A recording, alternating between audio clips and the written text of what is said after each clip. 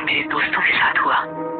उसके बाद से ही मुझे कोई मेरे बर्थडे के बारे में पूछता है तो मेरा दिल सहम जाता है और वो घटना मेरे सामने इस तरह से आ जाती है जैसे कि कल की ही बात हो।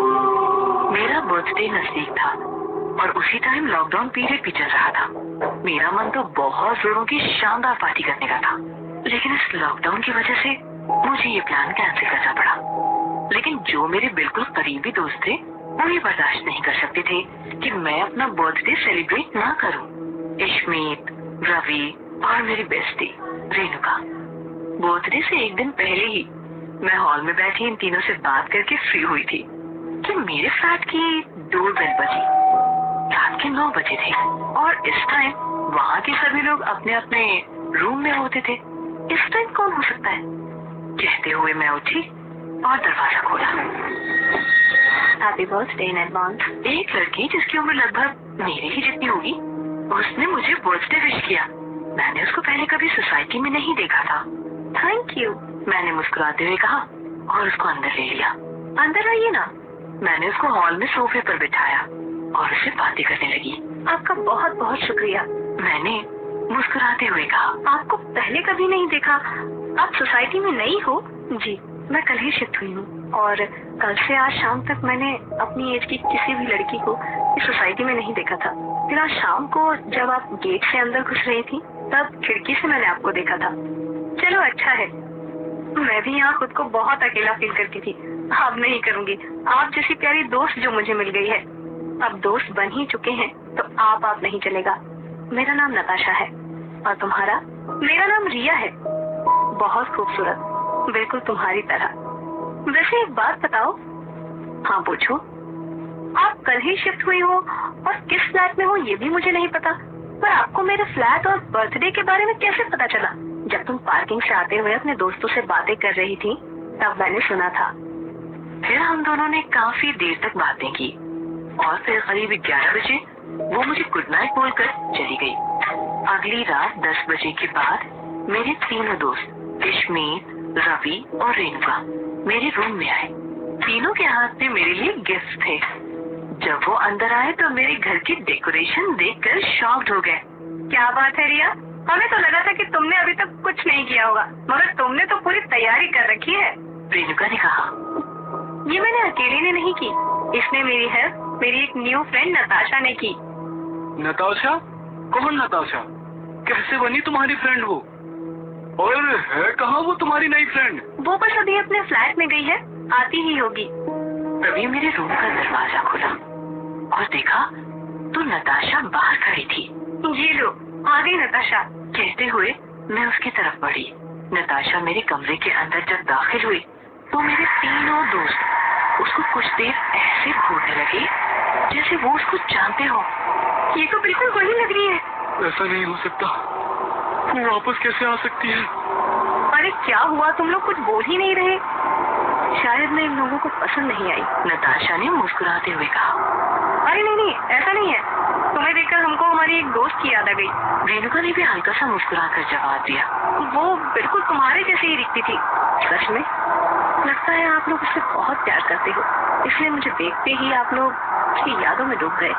इतना सुनना था कि मेरे तीनों दोस्त एक दूसरे के मुंह को फिर से देखने लगे। अरे तुम लोग क्या बातें करने लगे? मेरी बर्थडे पार्टी में आए हो, लेट्स स्टार्ट द पार्टी। फिर हम लोग पार्टी एंजॉय करने लगे। मैंने सबको सॉफ्ट ड्रिंक सर्व की और ऑनलाइन पिज्जा, बर्गर और थोड़ा फास्ट फूड जो मंगवाया था उसे खाकर मजे करने लगे। फिर हमने म्यूजिक ऑन किया और डांस और मस्ती करने लगे। यहाँ तक मुझे नताशा थोड़ी अजीब लगी क्योंकि उसने ना कुछ खाया था। ये कहकर टाल दिया था कि वो फास्ट फूड नहीं खाती और अब वो हमारे साथ डांस भी नहीं कर रही थी। उसके सलवार कमीज सूट के पहनावे को देखकर ये अंदाजा लगाना मुश्किल नहीं था कि शायद उसको डांस वगैरह नहीं आता होगा, इसलिए मैंने भी ज्यादा फोर्स नहीं किया।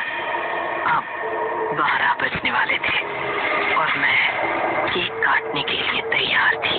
Happy birthday to you, happy birthday to you, happy birthday dear Riya, happy birthday to you. कमरे में सभी की आवाज गूंजने लगी। सभी बहुत ज्यादा खुश थे। रेणुका ने जब अपने हाथ में सॉफ्ट ड्रिंक का ग्लास लिया तो उसे उसमें ड्रिंक की जगह लाल रंग का खून नजर आया। उसे स्मेल भी आई और उसने चिल्लाते हुए डरकर अपना जमीन पर फेंक दिया। हम सभी शॉक्ड हो गए, सिर्फ नताशा को छोड़कर। वो नॉर्मल ही रिएक्ट कर रही थी। क्या हुआ रेणुका? नताशा ने पूछा।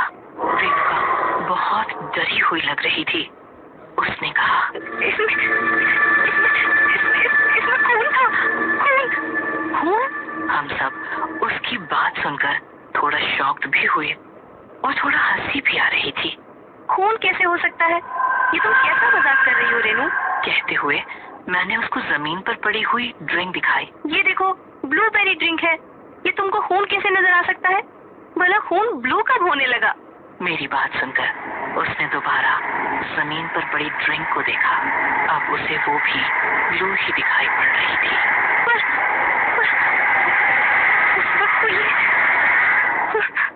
उसने हकलाते हुए आधी अधूरी बात कही। उसी टाइम अचानक से कमरे की इलेक्ट्रिसिटी चली गई और कमरे में बिल्कुल अंधेरा हो गया। अरे ये क्या हुआ? मैंने कहा, मैं भी चेक करवाती हूँ। कहकर मैं मेरा मोबाइल देखने लगी। रेणुका को महसूस हुआ कि किसी ने पीछे से उसके कंधे पर हाथ रखा है। उसकी सांस गले में अटक कर रह गई।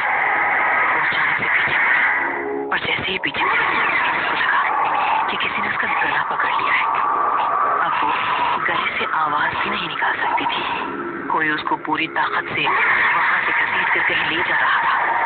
उसको महसूस हुआ कि वो एक चौखट से होती हुई दूसरे कमरे में ले जाई जा चुकी है। फिर उस कमरे की लाइट्स खुल गई। उसने देखा उसके सामने नताशा खड़ी है, लेकिन इस वक्त वो बहुत ज्यादा भयानक लग रही थी। उसके बाल खुले हुए थे और उसका चेहरा उसके बालों से ढका हुआ था और वो एक गीत गुनगुना रही थी।